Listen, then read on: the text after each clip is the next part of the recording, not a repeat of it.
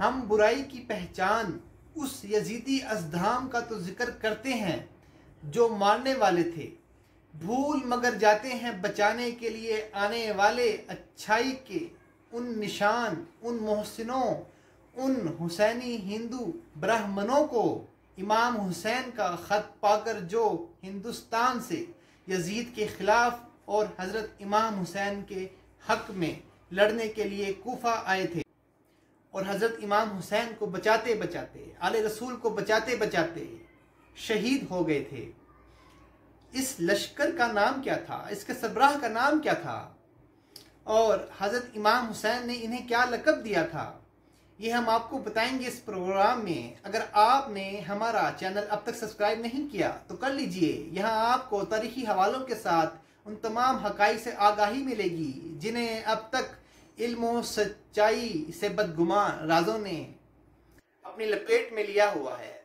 बहुत कम लोगों को इल्म होगा कि हज़रत इमाम हुसैन ने यजीद को पैगाम भिजवाया था, या तो मुझे मदीना जाने दो या मुझे हिंद जाने दो। लेकिन यजीद ने, एक मुनाफिक और जालिम इंसान ने, अपने नबी के नवासे, अपने नबी की आल को और बच्चों को भी और उनके साथ आने वाले सभी उनके हमदर्दों के साथ वो सलूक किया कि आज हमारे गैर मुस्लिम बहन भाई भी जब ये वाक़या करबला सुनते हैं तो कानों को हाथ लगाते हैं, तौबा तौबा करते हैं। नाजरीन, व्यूअर्स, आपको याद होगा कि जब आज के वज़ीर आज़म इमरान खान ने बहुत साल पहले अपने शौकत खानम कैंसर हॉस्पिटल की डोनेशन सेरेमनी में संजय दत्त के वालिद इंडियन अदाकार सुनील दत्त को लाहौर में बुलाया था, तो सुनील दत्त ने इस प्रोग्राम में, इस तकरीब में खिताब करते हुए कहा था कि लाहौर के लिए, मुसलमानों के लिए हमारे खून का आखिरी कतरा तक हाजिर है। बिल्कुल उसी तरह जिस तरह पैगम्बर इस्लाम के नवासे हज़रत इमाम हुसैन के हक़ में हमारे बुज़ुर्ग यजीदियत के ख़िलाफ़, यजीद के ख़िलाफ़ लड़े थे और नवासे रसूल हज़रत इमाम हुसैन को बचाने के लिए हम लोगों ने अपनी ज़िंदगियाँ कुर्बान कर दी थी। ये अल्फाज इंडियन अदाकार सुनील दत्त के हैं जिन्होंने पाकिस्तान के दिल लाहौर में खड़े होकर ये बात कही थी। सुनील दत्त का ये कहना और इनके हिंदू बुज़ुर्गों का करबला में जाके यजीद के ख़िलाफ़ हज़रत इमाम हुसैन के हक़ में खड़े होकर उनके लिए अपनी ज़िंदगियां कुर्बान करने का ये वाक़या इस बात का हमें शायद पता दे रहा है, ये नतीजा निकालता है कि मुसलमानों और हिंदुओं के दरमियान तो मोहब्बतें और प्यार सैकड़ों साल पुरानी हैं। दरअसल दो कौमी नज़रिए, टू नेशन थ्योरी का असल इजहार वाक़या करबला में होता है, जब हिंद के शमाल मगरबी इलाकों से, नॉर्थ वेस्ट एरियाज से इमाम हुसैन का ख़त पाकर हिंदू ब्राह्मण इस पैगम्बर इस्लाम के नवासे और उनकी आल को बचाने के लिए उनके साथ मैदान में मौजूद थे, जबकि दूसरी तरफ जालिम थे। और फिर भला क्यों कर जालिम और मजलूम एक कौम हो सकते हैं। इंडियन अदाकार सुनील दत्त अपने जिस बुज़ुर्ग की बात कर रहे हैं उनका नाम राहिब सिंह दत्त है, जो उस वक़्त हिंदुस्तान के शमाल मगरबी नॉर्थ वेस्ट एरियाज़ के दत्त कबीला के बहुत बड़े हिंदू सरदार थे और उस वक़्त अरब के साथ तिजारत किया करते थे। तारीख़ में ये वाक़या दर्ज है कि राहिब सिंह दत्त ने हज़रत पाक को ये वादा दिया था, उनसे ये वादा किया था कि वो उनके नवासे के साथ सच्चाई की जंग में हमेशा शरीक रहेंगे। तारीख़ में ये वाक़या भी दर्ज है कि राहिब सिंह दत्त की कोई औलाद नहीं थी। ये एक दफ़ा अरब आए और हज़रत मोहम्मद सल्लल्लाहु अलैहि वसल्लम से ये मिले और उनको बताया मेरी कोई औलाद नहीं है। उस वक़्त हज़रत पाक ने कहा कि आपके नसीब में शायद औलाद नहीं है। वो परेशान हुए। इतने में देखा कि हज़रत इमाम हुसैन आ रहे थे। उनको बताया कि ये हज़रत पाक ने कहा है हज़रत इमाम हुसैन राहिब सिंह दत्त को दोबारा से हजूर पाक के पास ले गए और कहा कि आप इनके लिए दुआ कीजिए। हजूर पाक ने उनके लिए दुआ की कि इनकी औलाद हो। तो तारीख में है कि फिर राहिब सिंह दत्त के 7 बेटे हुए और जब उनको इमाम हुसैन का पैगाम मिला वाक़या करबला के हवाले से, तो वो अपने 7 बेटों को लेकर करबला पहुंच गए और वहाँ पे जंग लड़ी यजीद के खिलाफ। तारीख में ये वाक़या भी है कि राहिब सिंह दत्त के ये 7 बेटे उस वक़्त मजबूत चट्टान की तरह खड़े हो गए जब यजीद की फ़ौज हमला करने के लिए हज़रत इमाम हुसैन की खीमों की तरफ बढ़ रही थी।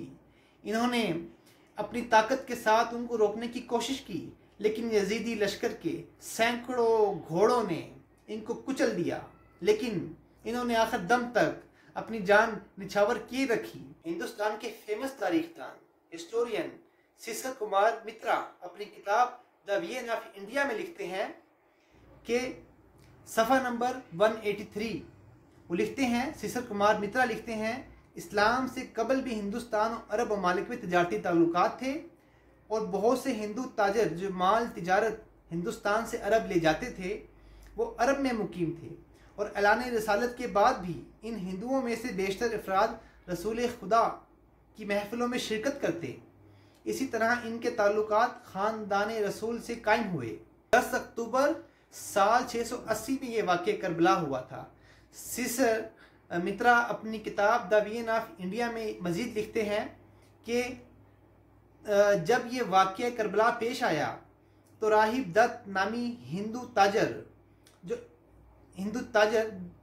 हज़रत इमाम हुसैन की फ़ौज में अपने 7 बेटों शाशराय, शेर खान, रायपन, राम सिंह, धारो और पोरो और 2 दीगर ब्राह्मणों के साथ शामिल हुए और यजीदी लश्कर से जंग की। हज़रत इमाम हुसैन ने राहिब को सुल्तान का खिताब भी दिया था।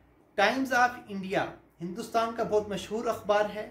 इसमें 21 जनवरी 2008 को एक स्टोरी पब्लिश हुई जिसमें अखबार ने लिखा, हुसैनी बरहमन के हवाले से मुहर्रम के अयाम हिंदुस्तान में बड़ी अकीदत के साथ मनाए जाते हैं, ख़ुसूसन राजस्थान, पंजाब और मध्य प्रदेश के, जहाँ पर हुसैनी ब्राह्मणों के कई ख़ानदान और इनके मानने वाले आबाद हैं।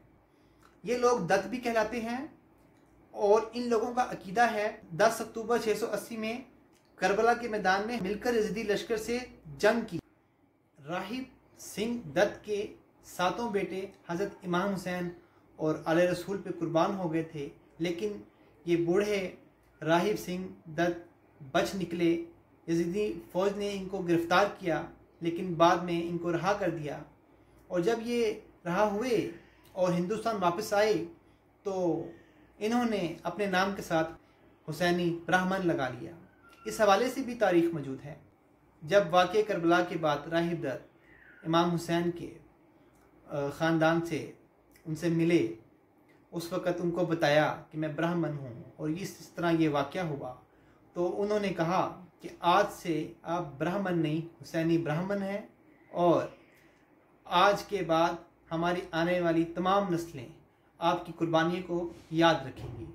राहिब सिंह दत्त ने हज़रत इमाम हुसैन के लिए कुर्बानी देकर जो एक इंसानियत की मिसाल कायम की, उसके बाद बहुत सारे ऐसे राजा हुए, हिंदू राजा, जिन्होंने मध्य प्रदेश, राजस्थान, आगरा, लखनऊ, अवध, बहुत सी हिंदुस्तान की जगहों में इमामबाड़े कायम किए। इन हिंदू राजाओं की ज़ेर सदारत मजालिस हुआ करती थी और वो उसमें ख़ुद शरीक होते थे और हज़रत इमाम हुसैन के रास्ते सच्चाई पे चलने की तलकीन किया करते थे अपने मुसलमान बहन भाइयों के साथ मिलके।